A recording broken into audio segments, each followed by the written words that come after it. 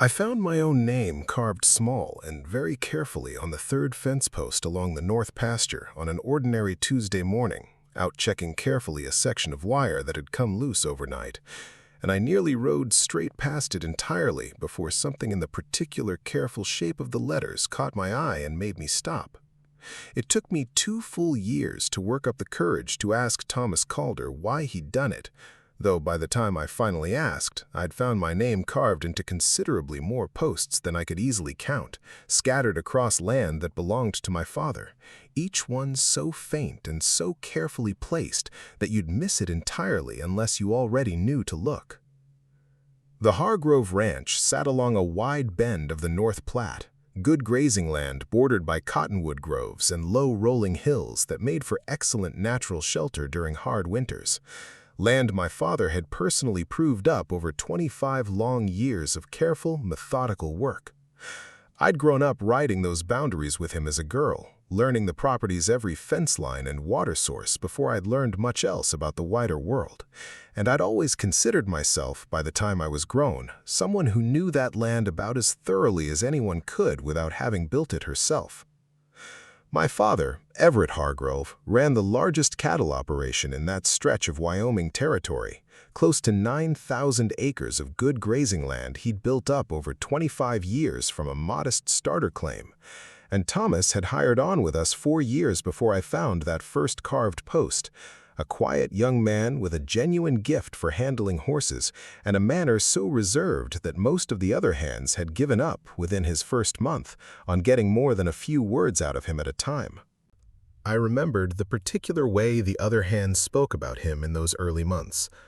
Not unkindly, but with the particular bemused patience men extend toward a colleague whose silence they've simply learned to work around. Joking sometimes that Thomas Calder could rope a calf and mend a fence line faster than any 2 other men combined, but couldn't manage a proper sentence if his life depended on it. I'd laughed along with those jokes myself, back then, without any particular thought beyond ordinary amusement, not yet understanding that the silence they found so easy to joke about concealed something considerably more deliberate than simple shyness. I'd known him, in the ordinary sense a rancher's daughter knows the hands who work her father's land, for those whole 4 years without once suspecting that a man so careful with his words might be considerably less careful with a knife and a fence post. If my father discovered how much time I'd begun spending puzzling over those carved names, riding the property with a deliberateness that had nothing to do with any actual ranch business, I would have to explain a mystery I didn't yet fully understand myself, let alone one I was prepared to discuss with a man whose plain expectations about my eventual marriage left little room for a hired hand's quiet devotion, however carefully carved. I understood, from 25 years of watching my father run both his cattle operation and his family with the same careful, calculating precision, exactly how seriously he'd take any suggestion that I'd developed feelings for a man earning $30 a month, rather than one of the several considerably wealthier suitors he'd been quietly encouraging toward me for the better part of 2 years. The first carved post I found that Tuesday morning sat at a height that suggested Thomas had knelt to do the work, the letters small and precise, clearly carved with patience rather than haste. My full name, Charlotte, rendered in a careful hand that told me the carving had taken considerable time to complete properly. I remember running my finger along the letters that first morning, feeling the particular smoothness of wood that had been worked slowly and carefully, rather than hacked out in a hurry. Each letter's edges worn just slightly with weather that told me the carving had been there a while already before I had finally happened to notice it. The post itself sat at a bend in the fence line I passed regularly, but rarely examined closely. A small, easily overlooked detail on a property with considerably more pressing daily concerns than the particular condition of individual fence posts. I sat my horse there a long while, turning the discovery over, uncertain whether I'd stumbled onto some coincidence involving another Charlotte entirely or something considerably more personal, before deciding on that first morning that the sensible explanation was simply coincidence, a name carved by some previous hand for reasons that had nothing to do with me. I found the second carving 3 weeks later, along a different fence line entirely, on the east side of the property, where Thomas spent most of his working hours managing the horse herd, and this one I recognized immediately as no coincidence at all. The same careful hand, the same small, precise letters, my name rendered again with the same evident patience. The east pasture ran along a low ridge that caught the morning light in a particular way I'd always found pleasant, close enough to the barn that Thomas and the other horse hands worked that stretch of ground almost daily, checking water troughs and mending whatever damage the herd's own restless movement caused to the fencing. I'd ridden that section perhaps 100 times over the years, without once examining its posts with any particular care, and I remember the specific jolt of recognition when my eye caught the same small, careful lettering I had first noticed weeks before, unmistakably the same hand. I understood, sitting my horse at that second post, that I was looking at a pattern rather than an accident, though I still hadn't allowed myself to consider directly what that pattern might mean about the quiet, reserved hired hand who worked that particular stretch of fence line more than any other man on the property. My own wound, the one that made this particular mystery both more compelling and frightening than it might otherwise have been, went back to my mother's death when I was 17, an illness that had taken the better part of a year and had left my father, in the 8 years since, treating my eventual marriage as the single remaining project through which he still exercised the same careful, controlling love he'd once directed toward keeping her alive. I understood, even as a girl of 17, that his rigid insistence on managing every remaining variable in our family's future came from a man who'd learned, in the hardest possible way, exactly how little control he actually possessed over the things that mattered most. I found the third, fourth, and fifth carvings over the following months, scattered enough across the property's various fence lines that I began, almost without meaning to, riding the boundaries more thoroughly than any ordinary ranch business required, understanding by the fifth discovery that I was actively searching for evidence of a mystery I still hadn't found the courage to investigate directly. Each new discovery followed a similar pattern. Some ordinary ranch errand that took me past a stretch of fence I hadn't examined closely in some time. A particular quality of attention I found myself paying to weathered wood that I'd never once bothered with before. And then, more often than pure chance should have allowed, another small, careful carving bearing my name in that same patient hand.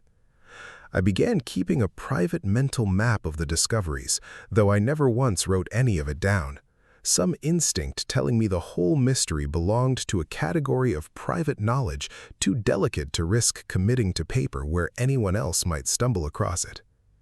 Thomas himself gave nothing away in our ordinary encounters, greeting me with the same brief, careful courtesy he extended to every member of the household, never once betraying, through word or expression, that he might be responsible for the careful, patient devotion scattered across our fence lines.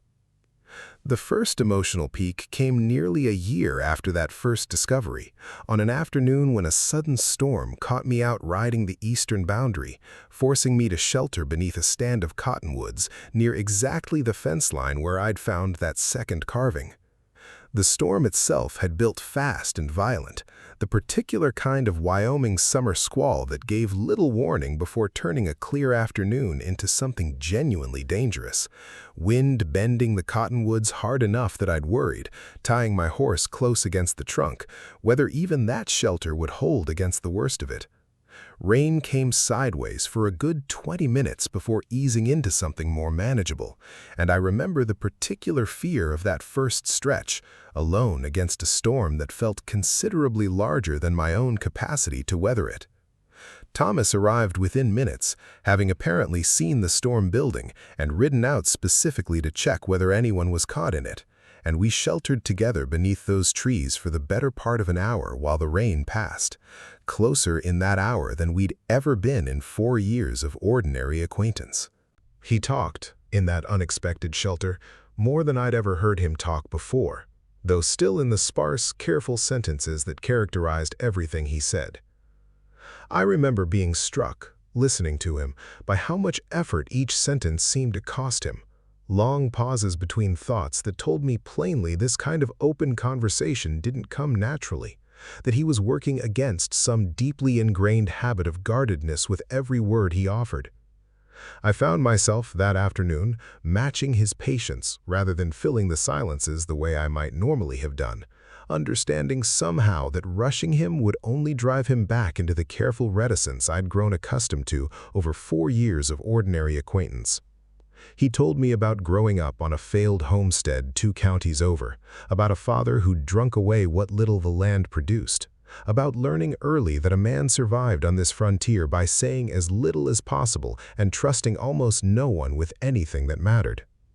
He described his father's particular failures carefully, not with bitterness exactly, but with the plain, unadorned honesty of a man who'd made peace with a hard childhood by refusing to dress it up as anything else than what it was. A father who'd started drinking heavily after 2 consecutive failed harvests, a mother who'd died young from exhaustion and grief in roughly equal measure, and a boy left to manage what remained of the family's modest claim mostly alone from the age of 14.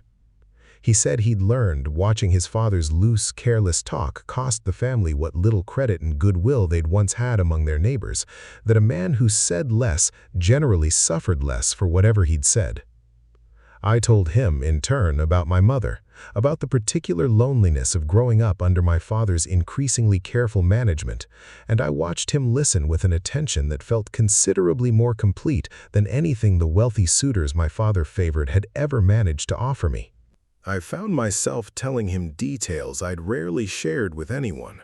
The particular quality of my mother's laugh, how she'd taught me to identify wildflowers along these same fence lines when I was small, the exact words the doctor had used the morning he finally told my father there was nothing more medicine could do.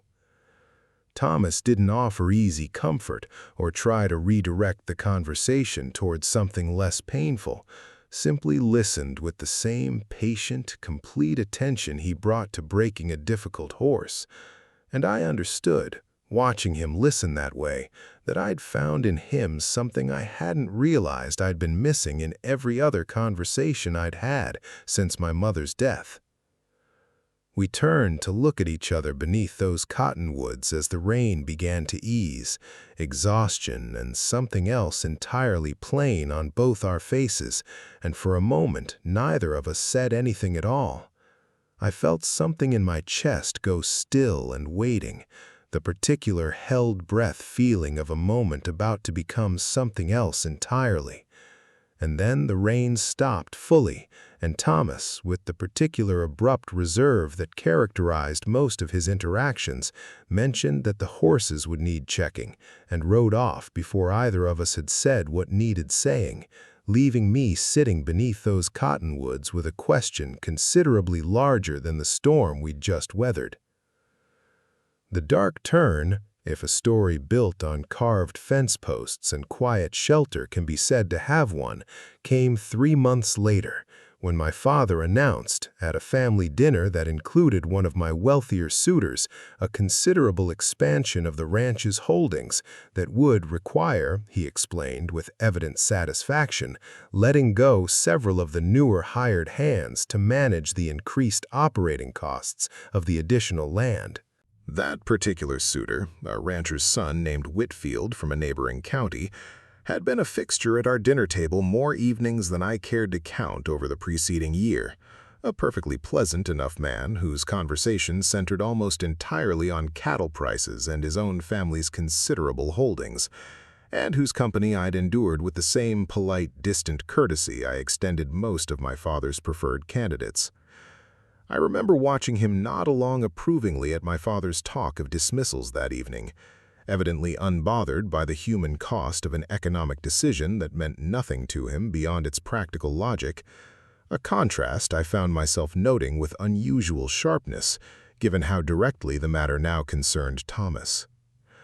I understood immediately, hearing the list of names he mentioned as likely candidates for dismissal, that Thomas's position, given his relatively modest tenure compared to some of the older hands, sat considerably more precarious than I'd previously understood. My father delivered the news of the coming expansion with evident satisfaction, describing the additional acreage he'd negotiated from a neighboring family struggling through a hard drought year, the particular calculating pride he always showed when discussing a business arrangement he considered especially shrewd. He mentioned, almost as an afterthought amid the larger discussion of grazing capacity and expected herd growth, that the additional purchase would require trimming operating costs elsewhere, and that he'd already begun considering which of the newer hands might be let go to manage the difference. I confronted my father about the matter that same evening, asking plainly whether Thomas Calder's name appeared on his list of likely dismissals, a question that earned me a long, measuring look before he asked in turn why a rancher's daughter took such particular interest in one specific hired hand's employment status. I told him, with more honesty than I'd originally intended, that Thomas had proven himself a skilled and reliable worker over 4 years, deserving of consideration beyond simple economics, and my father, unconvinced by that careful explanation, told me plainly that he expected me to understand the difference between appropriate concern for the ranch's workforce and whatever else might be motivating my particular interest in this one man's continued employment. The conversation had taken place in his study, a room where he conducted most of the ranch's serious business, and I remember the particular way he'd set down his pen entirely once I'd asked my question, giving me the full weight of his attention in a manner that told me plainly he understood exactly what my careful phrasing was actually asking, regardless of how I'd tried to dress it up as simple professional concern. He didn't raise his voice or press the matter further that evening, simply studying me a long moment before returning to his paperwork, though the particular quality of that silence told me the conversation was far from finished. That conversation left me considerably more frightened than I let my father see, understanding that whatever careful mystery Thomas and I had been circling for the better part of a year now carried real immediate stakes beyond simple curiosity. I rode out to find him the following morning, determined to warn him directly about the possible dismissal, and found him instead at a fence post I hadn't previously discovered, kneeling with his knife in hand, carving my name into fresh wood with the same patient care I'd come to recognize from every previous discovery. He hadn't heard my approach, absorbed entirely in the careful work, his knife moving in small, deliberate strokes that told me plainly how much concentration the task demanded, even after what must have been considerable practice over 2 years of similar carvings. I watched him work for a good minute or more before he sensed my presence, close enough by then that I could see the particular careful precision of each individual cut, understanding for the first time the actual physical labor behind a mystery I'd spent a year puzzling over from a considerable emotional distance. I watched him a long moment before he noticed me, understanding I was witnessing the private ritual behind 2 years of scattered mystery, and when he finally looked up and saw me watching, something closed off immediately in his expression, the particular guarded stillness of a man caught at something he'd never intended anyone to witness directly. I asked him plainly, standing there with my heart going considerably harder than the morning's ride warranted, why he'd been carving my name into fence posts across my father's entire property for 2 years without ever once saying a single word to me directly. He was quiet a long moment, weighing something behind his gray-green eyes, before he told me something that reframed the whole 2 years between us. He said he'd started the first carving on impulse, an idle afternoon's work that had felt harmless at the time, a private acknowledgement of feelings he understood immediately he had no right to voice, given the plain difference in our circumstances. He said each subsequent carving had become its own small, private confession, a way of saying something he understood he could never say directly without risking both his position and, considerably more importantly to him, my own reputation and comfortable circumstances, given how thoroughly a hired hand's open courtship of his employer's daughter would complicate both. He explained the particular logic he'd built around the practice over those 2 years, a logic that made a strange kind of sense once he laid it out plainly. That carving offered him a way to acknowledge feelings he genuinely believed he had no right to voice directly, without ever actually risking the considerable consequences that plain speech might have provoked. He described, too, the particular ritual he'd developed around each new carving, always choosing early morning or late evening when the chance of being observed ran lowest, always working slowly enough that a careless passerby glancing at the post wouldn't easily notice fresh cuts among weathered wood, a level of careful planning that told me plainly how seriously he'd guarded the secret across 2 full years of steady, patient devotion. I asked him once during that same long conversation whether he'd ever worried I might discover the pattern before he was ready to explain it, and he admitted with a rare flash of something like humor that he'd worried about exactly that outcome more nights than he cared to count, though apparently never quite enough to stop the carving altogether. He said he'd told himself each time he added another carving that the wood itself would never betray him the way a careless word might, that a fence post couldn't repeat what he'd confided to it, couldn't complicate my own reputation or comfortable circumstances the way an open declaration certainly would have. I told him plainly that my father was considering his dismissal, that whatever careful silence he'd maintained for 2 years hadn't actually protected either of us from the real consequences he'd been trying to avoid, and that I'd rather know directly, whatever the cost, than continue finding pieces of an unspoken confession scattered across fence posts he might not even be working much longer.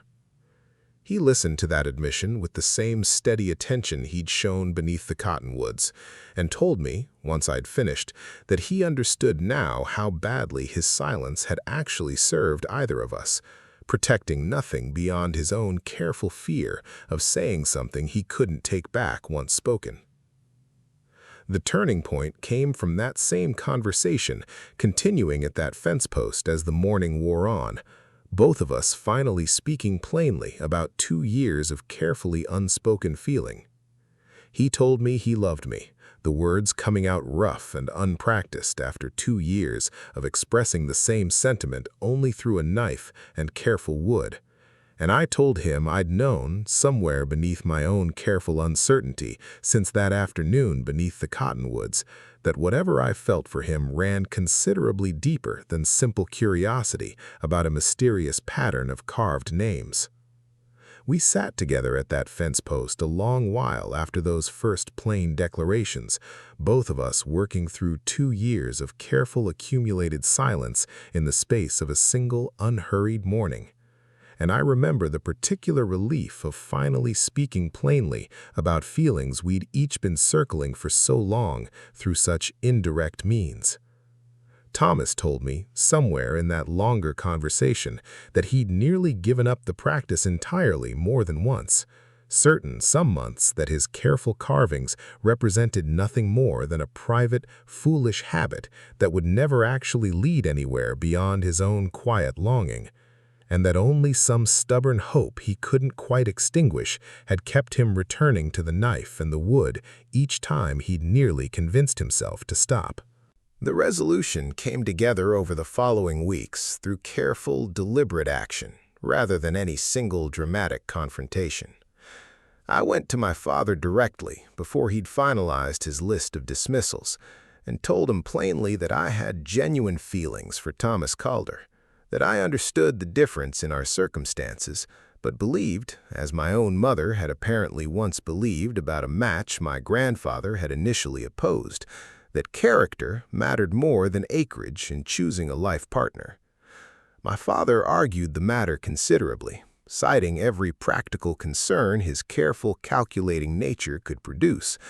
but eventually, worn down by my own steady insistence, and, I later learned by a private conversation with our longtime foreman, who vouched plainly for Thomas's character, he agreed to at least allow a proper courtship rather than simply dismissing the man outright. The argument itself stretched across the better part of a week, my father raising each objection in turn, the difference in our respective circumstances, what the neighboring ranching families might say, whether I fully understood what a considerably more modest life alongside a hired hand's wages would actually require of me day to day, and I met each objection as steadily as I could manage, drawing on a resolve I hadn't fully known I possessed until that particular week demanded it of me. I told him, toward the end of that long week of careful argument, that I'd rather live modestly with a man whose character I trusted completely than comfortably with one I'd spent 2 years feeling nothing beyond polite, distant tolerance toward, a distinction I watched land with him more heavily than any of my earlier, more measured arguments had managed. Our foreman, a weathered man named Pete Garrity, who'd worked the Hargrove Ranch for nearly 2 decades, apparently spoke to my father directly on Thomas's behalf, a conversation I only learned about secondhand months later, describing Thomas's work ethic and quiet reliability in terms that carried particular weight given how sparingly Pete typically offered praise about any of the hands under his supervision. My father, I came to understand, respected Pete's judgment about character considerably more than he respected most other opinions offered on the matter, and that private conversation likely did more to soften his resistance than any argument I managed to offer directly myself. Thomas and I courted openly through that following year, a considerably easier arrangement than the 2 years of careful silence that had preceded it, though my father's full acceptance came gradually rather than all at once, built through Thomas's continued reliable work and the particular steady devotion he showed me now that he no longer needed to hide it behind carved wood and careful distance. Our courtship, once open to plain daylight, took on a character I hadn't quite anticipated after 2 years of imagining what an open version of our relationship might actually look like, considerably more ordinary than the mystery that had preceded it, filled with the same small, unremarkable moments any courting couple might share, evening walks along the very fence lines that had once hidden his private confessions, quiet conversations on the porch that no longer needed to end abruptly the moment anyone else came near. I found I treasured that particular ordinariness more than I expected to, understanding it as its own kind of relief after 2 years of decoding a mystery through indirect evidence alone. He never stopped the carving entirely, I should say, though the practice changed character considerably once we'd finally spoken plainly to one another. He carved our wedding date into the very post where I'd found him that final morning,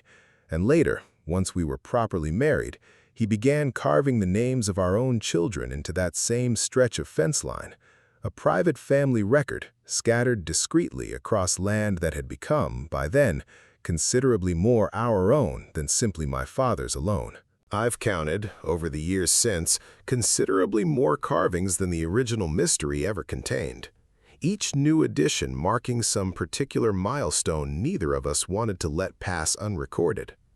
The date Thomas finally proposed properly, kneeling this time not to carve but to ask a direct question I'd been waiting 2 years to hear him voice. The date my father finally fully welcomed him into the family, rather than merely tolerating the match. The small, private dates that mattered only to the 2 of us, scattered discreetly enough across the property that a stranger walking the fence lines would notice nothing beyond ordinary weathered wood. The proposal itself, when it finally came properly, arrived on a considerably more ordinary afternoon than either of us might have scripted for such an occasion, Thomas simply setting down his tools mid-morning and walking over to where I stood watching the horses, asking with the same plain directness that had become entirely characteristic of him once he'd learned to trust it, whether I'd do him the honor of becoming his wife. I said yes before he'd fully finished the question, understanding that 2 years of careful, indirect evidence had already answered every doubt either of us might have once carried into that particular moment. We were married the following spring in a small ceremony at the ranch house, with my father, considerably softened by that point toward the match he'd once resisted, walking me down a simple aisle marked with wildflowers. The wedding itself took place near that same eastern fence line where the cottonwoods had once sheltered us both from that first significant storm, a location I'd chosen deliberately, understanding it as the exact place where whatever had been building between us finally found room to breathe openly, rather than staying carefully hidden. My father, standing beside me as we walked that short, simple aisle, told me quietly, in a rare moment of open sentiment, that he'd come to understand Thomas's particular quiet devotion as considerably more valuable than any of the louder, more socially advantageous courtships he'd once favored on my behalf. Thomas gave a short, characteristically sparse toast at the small gathering afterward, saying only that he'd spent 2 years learning the wrong way to say something simple, and that he intended to spend the rest of his life making up for the delay by saying it plainly, every single day, for as long as either of us had breath to hear it. He's kept that particular promise faithfully in the years since, I should say, though not through any grand daily declarations so much as the accumulated evidence of small, consistent things, a hand reaching for mine without hesitation across a crowded room, a plain, unguarded compliment offered at breakfast, the particular steady way he's continued saying what he means directly, rather than retreating into the careful silence that once defined him. I think, too, about how differently our whole story might have unfolded had I never happened to notice that first small carving on an otherwise unremarkable Tuesday morning, how easily 2 years of quiet devotion might have continued indefinitely, or ended entirely unspoken, had curiosity not eventually overcome my own careful restraint. I've come to believe there's a particular kind of courage in choosing to ask the question you're most afraid of hearing answered honestly, and I understand now that whatever hesitation kept me from asking for 2 full long years mattered less in the end than the fact that I finally did ask, and that Thomas finally found the plain words to answer honestly. I understood, watching that gradual transformation unfold over our early years together, that Thomas hadn't simply learned to speak more. He'd learned to trust that speaking plainly wouldn't cost him what his careful silence had once been designed to protect. I think, sometimes, about that first ordinary Tuesday morning, riding out to check a section of loose wire, and finding, instead, the first careful evidence of 2 years of unspoken devotion. I understand now that Thomas's particular silence, however frustrating it felt in the moment I finally demanded an explanation, carried its own kind of courage, a man choosing to say something true in the only way he trusted himself not to say it wrong, carving patient evidence into wood rather than risking the considerably larger vulnerability of speaking plainly and being refused. I've never once, since that final morning at the fence post, needed him to prove his feelings through anything beyond simply saying them aloud, though I confess I still ride past that particular post more often than any ordinary business requires, understanding it as the exact place where 2 years of careful silence finally gave way to everything that came after. We have 2 children now, a daughter we named Margaret after Thomas's own mother, and a son, still an infant, whose name Thomas has already carved into the very post where our whole story properly began, a small addition to a family record that now spans considerably more than the original mystery of my own scattered name. Margaret, 5 years old and already showing her father's particular quiet, observant nature, has taken to following him along the fence lines on his regular rounds, watching him work with an attention that reminds me, more than I usually let myself acknowledge, of my own careful puzzling over those first discovered carvings so many years before. The ranch itself has prospered considerably since those early uncertain years, Thomas having earned through a decade of steady, reliable work a genuine partnership in the operation my father once ran entirely alone. A transition that unfolded gradually enough that neither my father nor Thomas himself ever needed to name it as anything dramatic, simply the natural evolution of trust built patiently over years rather than granted all at once. My father, well into his 60s now, and increasingly content to let Thomas manage the day-to-day decisions that once consumed his own considerable attention, spends most afternoons these days on the porch with his grandchildren, rather than out working the range himself. A transition I understand he's found considerably easier to accept than he might once have predicted.